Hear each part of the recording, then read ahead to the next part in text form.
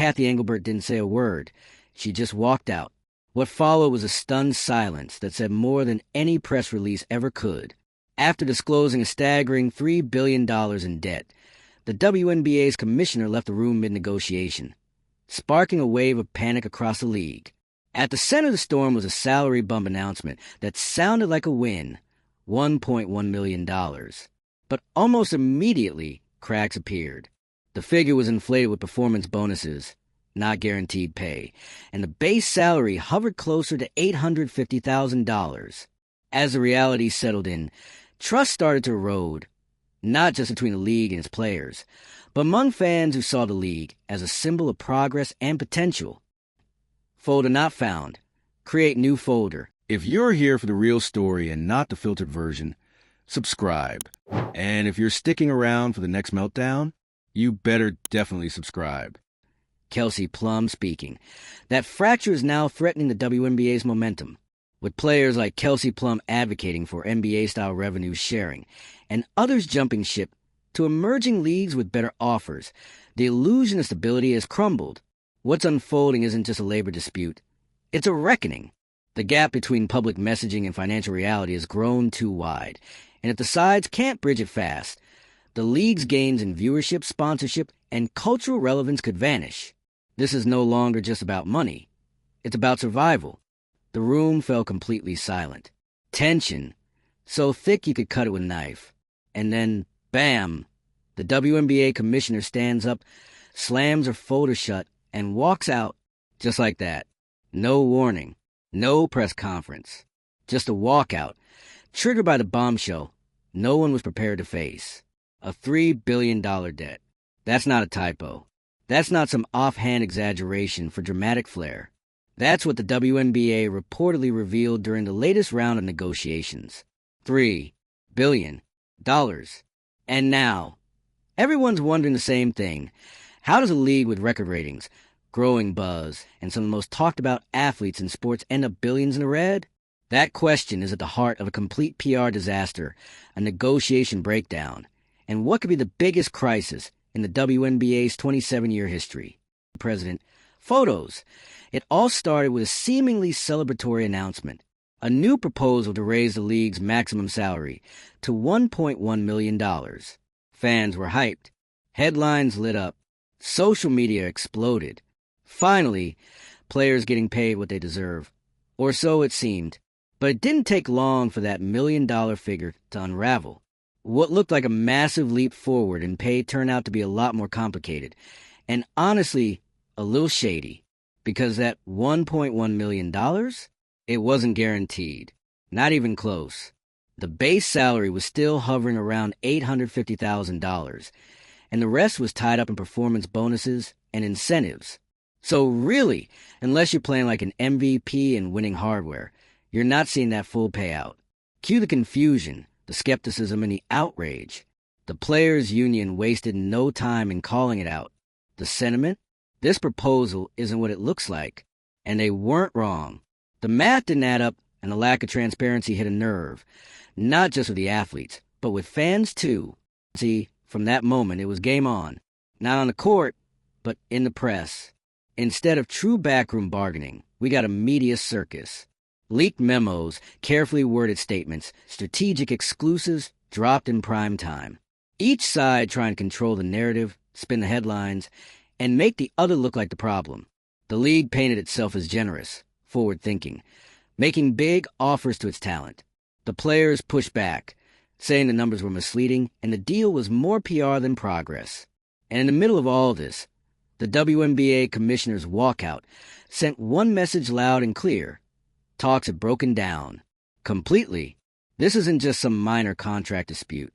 This is a high-stakes standoff with everything on the line. A potential canceled season. A fractured league.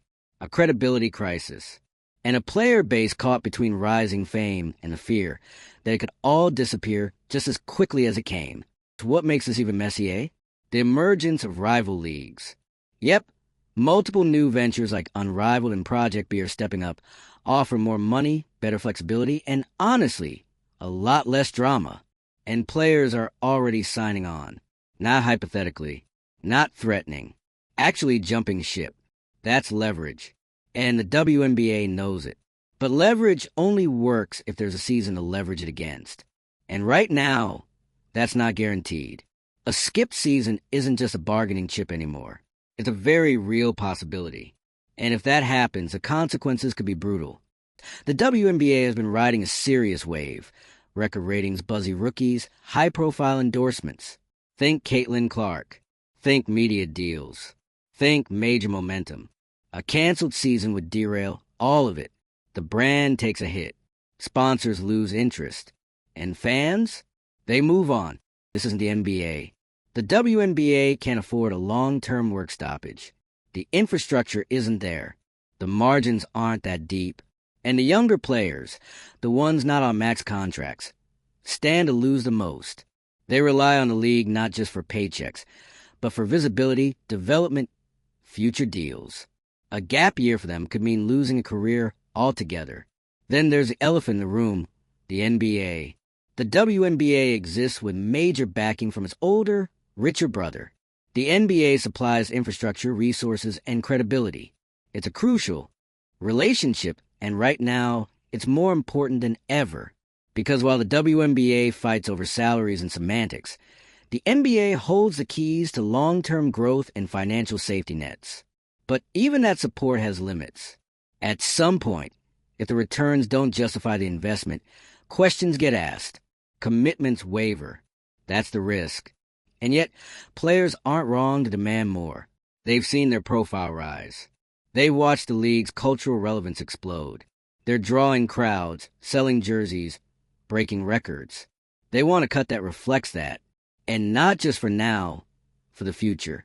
Players like Kelsey Plum have been vocal about pushing for NBA-style revenue sharing. A 50-50 split. A model that values contribution, not just profit. But here's the hard truth. The WNBA isn't the NBA. Not yet. The numbers just don't match up. This league has never turned a consistent profit. That $3 billion debt? It didn't appear overnight. It's the result of years of investment with minimal financial return. So asking for equal cuts from unequal pies doesn't exactly compute. That's the impasse. Everyone knows what's ideal. But ideal and realistic are two very different things. And this gap between expectations and reality, it's turning into a chasm. Neither side wants a blink. The league doesn't want to commit to guarantees it can't afford.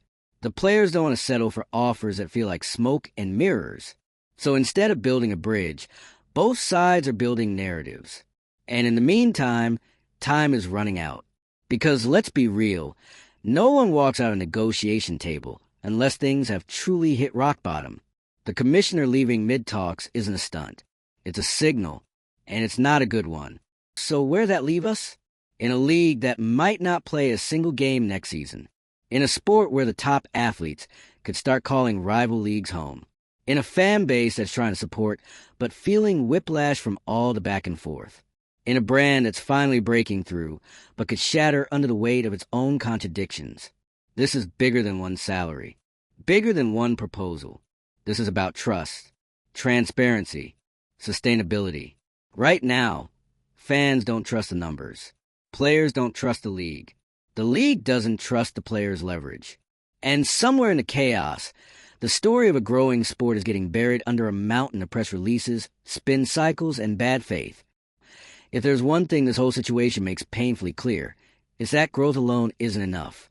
You can trend all you want, go viral, sign celebs to courtside seats. But if your financials are broken, your contracts are vague, and your leadership is walking out mid-negotiation, none of that momentum is sustainable. This is a test of the WNBA's entire foundation. Can it evolve fast enough to keep up with its own hype? Can it pay players fairly without bankrupting the league? Can it be honest about what's possible without alienating its stars?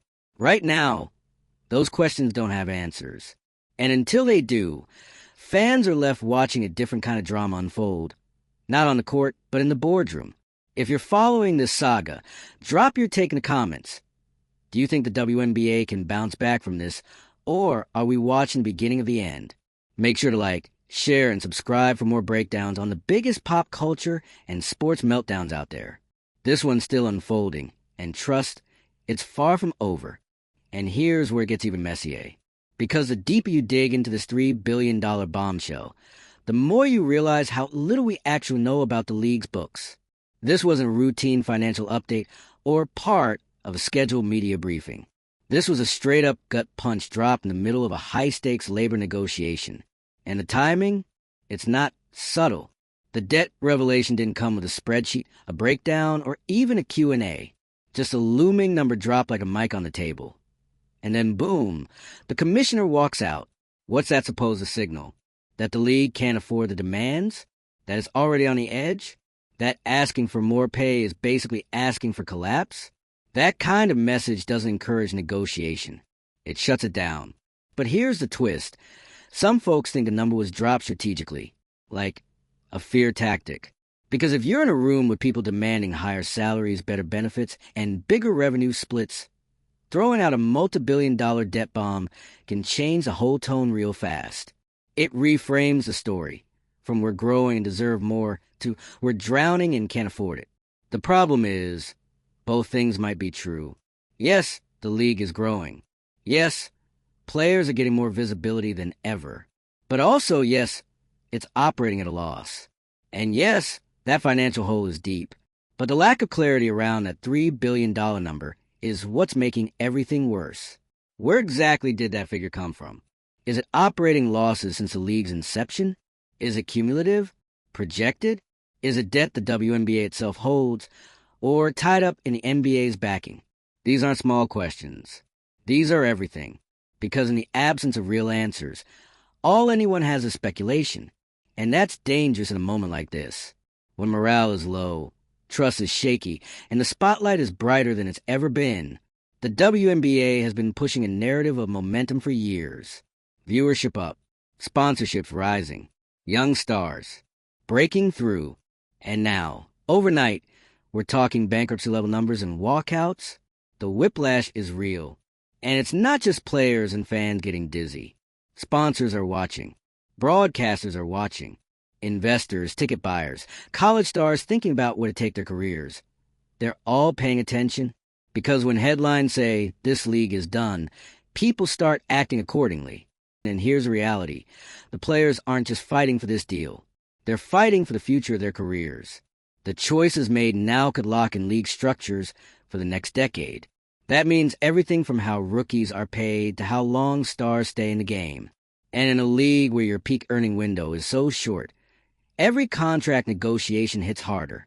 That's why the push for transparency is so loud. Because for players, this isn't just about salary. This is about survival. If the base pay isn't clear, if bonuses are vague, if revenue projections aren't public, how are you supposed to negotiate in good faith? And yet, from the league side, there's clearly fear. Fear of overpromising.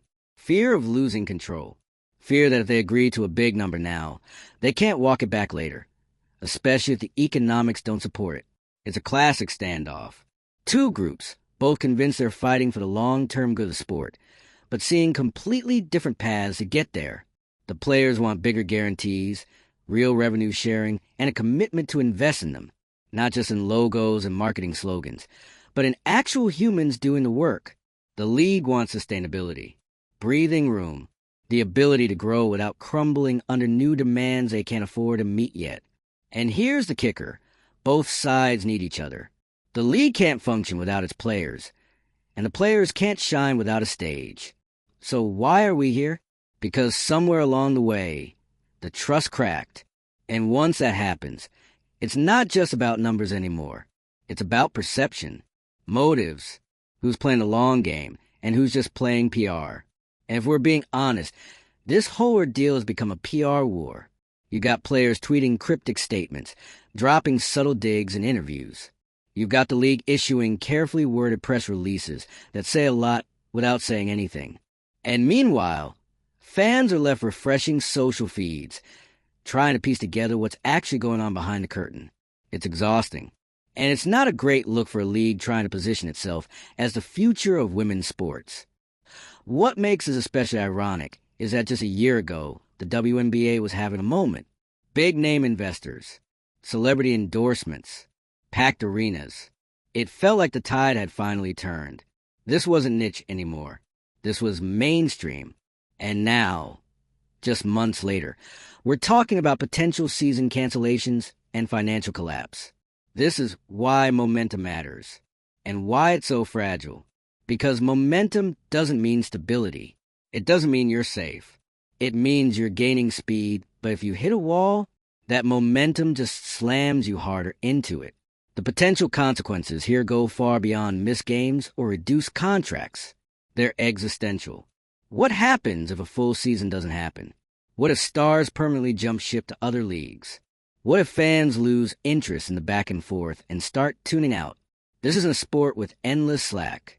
And once people check out, they don't always come back, especially when other options are stepping up fast. Unrivaled, Project B. These aren't just pipe dreams. They're paying players real money, offering flexibility, promising innovation, and they don't come with 30 years of financial baggage. That's the biggest threat to the WNBA right now. Not just financial strain, but competition.